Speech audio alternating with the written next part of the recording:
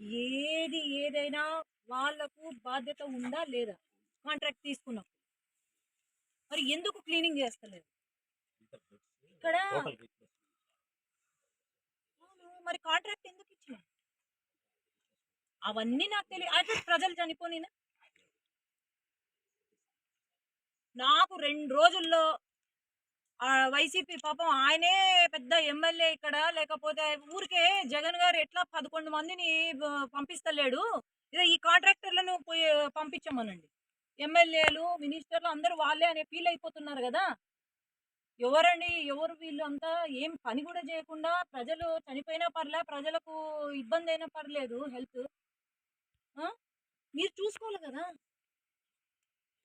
ఇవాళ చేయనప్పుడు మీరు చేయాలి గదా ఇది. వీళ్ళు ఎవరికైనా ఏమన్నా అయితే ఏంటి? ఎవరు బాధ్యత తీసుకునేది? ఫస్ట్ ఇమ్మీడియేట్‌గా ఆ కాంట్రాక్టర్ గాడిని ఫోను జేసి మీరు మాట్లాడండి. ఇమ్మీడియేట్‌గా చేస్తాడా? లేకపోతే కేస్ నేనే పెట్టిస్తాను.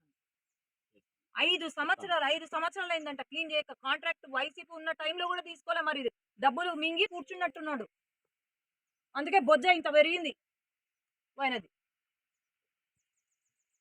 చూడండి. నాకు ఇమ్మీడియేట్‌గా 2 డేస్‌లో అది నాకు చేపి